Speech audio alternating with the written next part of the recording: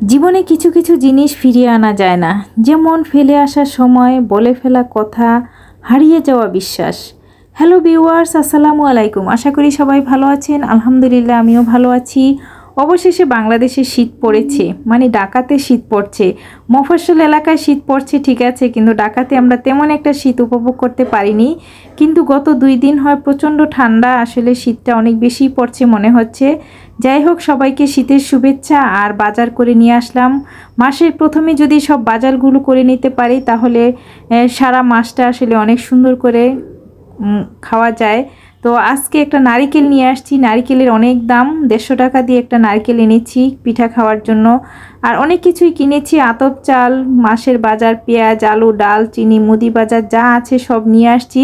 আসলে এই বাজারগুলো যেমন করতে অনেকটা সময় লেগে যায়, অনেক পরিশ্রম আসলে বাজার করতে, সেরকমই বাসায় এসে এগুলো গুছিয়ে রাখাটা অনেক পরিশ্রম। তো একদিনে আসলে সব বাজার করা হয় না, যেহেতু আরও মাছ, মাংস, মুদি বাজার সব কিছু। তো সবজির দামটা অনেকটাই কমে গিয়েছে। এই ফুলকপিগুলো এনেছি 10 টাকা করে, অনেক সুন্দর একটা হাফ আমি ভাজি করে ফেলেছিলাম। আর লাউ শাক 60 টাকা ছিল আটি, এখন 30 টাকা আটি হয়েছে। টমেটো 60 টাকা কেজি, সিম 30 টাকা কেজি। একদম নিত্য প্রয়োজনীয় সবজিগুলোর দাম অনেকটাই কমে গিয়েছে, কিন্তু একটু বেড়ে গেছে মুরগির দাম, যেহেতু এখন ওয়েডিং সিজন, বিয়ে পার্টি অনেক কিছু, সেজন্য মুরগির দামটা বেড়ে গিয়েছে। আমি এখানে সোনালী মুরগি এনেছি, এতদিন 300 টাকা কেজি ছিল, এখন 350 টাকা কেজি হয়ে গিয়েছে।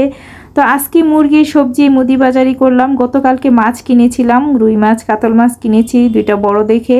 এখন সাথে আরও কিছু গুঁড়া মাছ কিনবো। তো মাছগুলো কিনে পরিষ্কার করে ফ্রিজে নিয়ে নিলে আসলে ঝটপট রান্না করা যায়, যেহেতু গ্যাসের অনেক বেশি সমস্যা দেখা দিচ্ছে। গত 2 দিন হয় শীত পড়ার সাথে সাথে গ্যাসও কমে গিয়েছে একেবারেই। আর এই যে দেখেন, এটা কে কে চিনেন বলেন তো? মিষ্টি আলু। অনেক বছর পরে মিষ্টি আলু নিয়ে আসলাম। অনেক বছর হয় মিষ্টি আলু আমি খাই না, পাইনি আসলে। মিষ্টি আলু মাটির চুলায় পোড়া দিয়ে খেতে ভালো লাগে। তো আজকে লাউ শাক রান্না করব, কাতল মাছ দিয়ে টমেটো ভুনা করব, আর মিষ্টি আলু সিদ্ধ দিয়েছি। আসলে এই আলুগুলো সিদ্ধ চাইতে আগুনে পুড়িয়ে খেতে বেশি ভালো লাগে। তো যাই হোক, আমি হাফ সিদ্ধ করে এগুলো উঠিয়ে নিয়েছি। এগুলো আবার আসলে কড়াইয়ের মধ্যে দিয়ে একটু পোড়া পোড়া করব, তাহলে খেতে ভালো লাগে। লোকটা বলেছিল মিষ্টি আলু মিষ্টি হবে, কিন্তু এটা দেখি একদম গোলা আলুর মতোই, কোনো টেস্ট পাচ্ছিলাম না, মিষ্টি লাগেনি।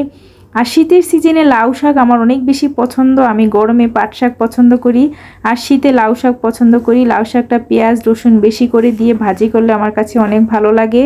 আর বলছি না যে এতদিন দুপুরের পরে 1টার পরে গ্যাস আসতো, ফুল গ্যাস থাকতো, এখন 1টার পরেও গ্যাস আসছে, একদমই অল্প গ্যাস। তো অল্প গ্যাসে আমি কোনো রকমে মাছটা ফ্রাই করে তরকারিটা ভুনা করছি।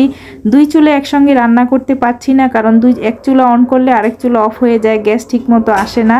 তো আমি তরকারিটা রান্না করে এখন আবার শাকটা ভাজি করছি, পেঁয়াজ রসুন দিয়ে ফোড়ন দিয়ে। লাউ শাক ভাজি করলে ভালো লাগে। আবার অনেকে দেখি মাছ দিয়েও লাউ শাক রান্না করে খায়, কিন্তু আমার কাছে খালি না, লাউ শাকটা ভাজি করলে বেশি খেতে ভালো লাগে। এটার মধ্যে বেশি করে পেঁয়াজ রসুন দিয়ে ফোড়ন দিলে অসাধারণ মজা। আমি লাউ শাক হলে 1 প্লেট ভাত খেয়ে ফেলতে পারি। আর